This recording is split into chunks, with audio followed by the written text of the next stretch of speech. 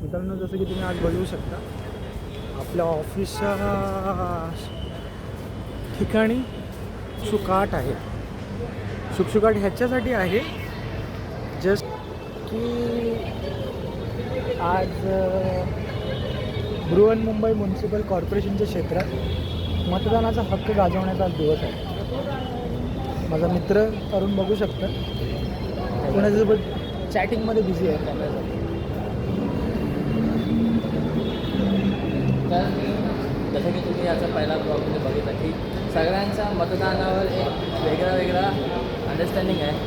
तुमचं काय आहे ते तुम्ही आम्हाला कमेंटवर बोलू शकतात.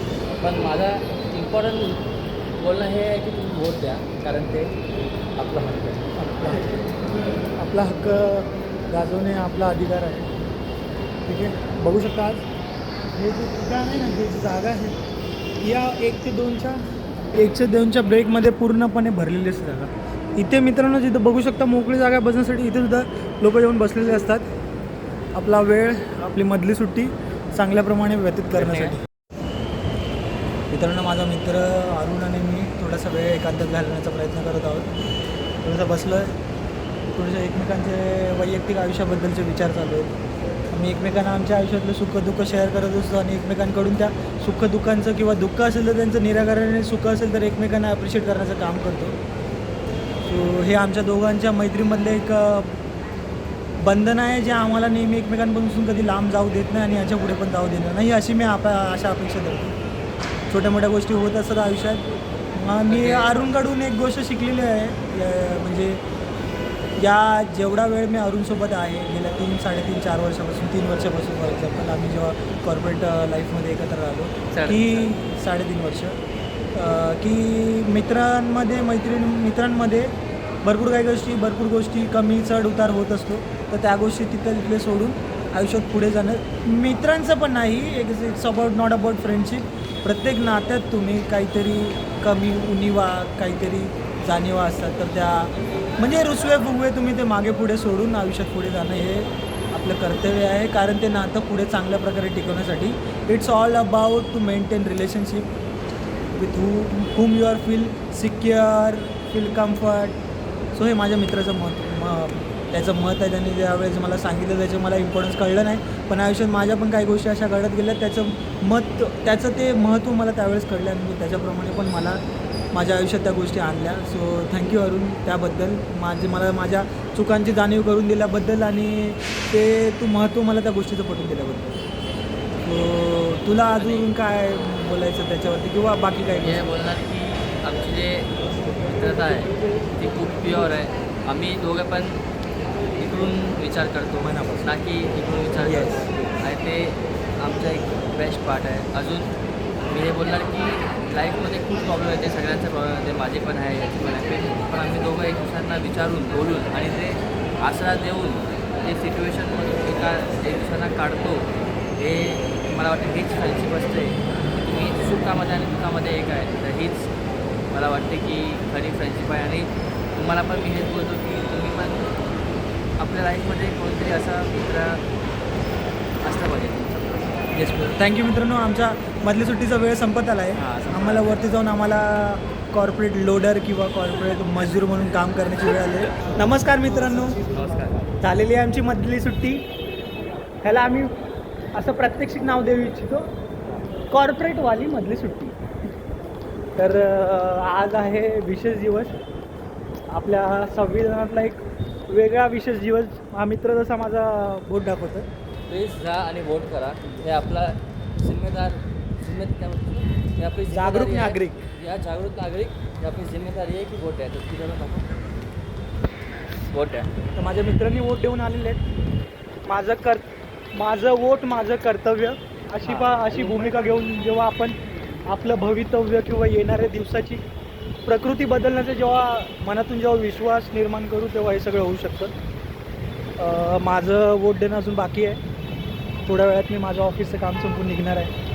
माझा मित्र अरुण सकाळी 6:30 वाजता जाऊन त्यांनी त्याची मत द्यायची भूमिका पार पाडली. इव्हन दो नायजलसुद्धा गेलेला वोट द्यायला बदलापूरला गेलेला, तर तिथून वोट देऊन आलेला आहे. नायजलला विचारलं की मित्र तू कोणत्या पक्षाला मत दिलं, त्याचं मत असं होतं की कुठल्या पक्षाला मत देण्यापेक्षा माझे विचार काय आहे, माझी भविष्याची येणारी जे अपेक्षा आहेत एखाद्या कर्तृत्ववान नागरिकाकडून, एखाद्या लीडरकडे किंवा जो माझं प्रतिनिधित्व चांगल्या प्रकारे हाताळू शकेल आणि येणारी जी माझी पिढी आहे किंवा माझ्या परिवाराला एक सुरक्षित असं स्थान या समाजात भेटावं आणि ज्या आपल्या मूलभूत गरजा आहे त्यासाठी त्याला इथे तिथे कोणाची झगडण्याची गरज भासता कामा नये.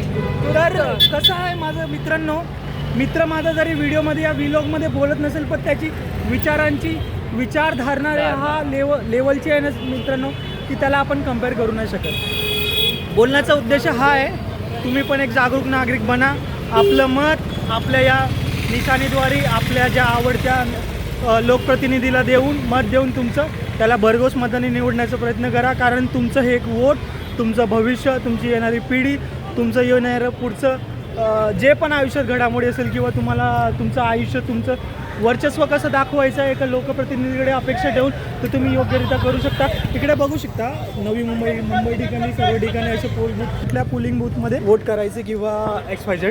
तर आमच्या मधल्या सुट्टीमध्ये रेग्युलर ठरल्याप्रमाणे आम्ही आता चाललेलो आहे आमच्या दादाकडे. दादाचं नाव काय बोललं तर Arun? Pritesh God of love. Pritesh God of love. So मित्रांनो आम्ही पोचलो ना आमच्या दादाकडे. दादा से हाय. एक मिनिट. दादा थोडासा गडबडीमध्ये आहे. दादा प्लीज से हाय ना. थँक्स दादा फॉर ॲक्नॉलेजिंग अवर सबस्क्रायबर. मित्रांनो बघू शकता तुम्ही कशी सगळ्यांची पैलचेल चालवली आहे.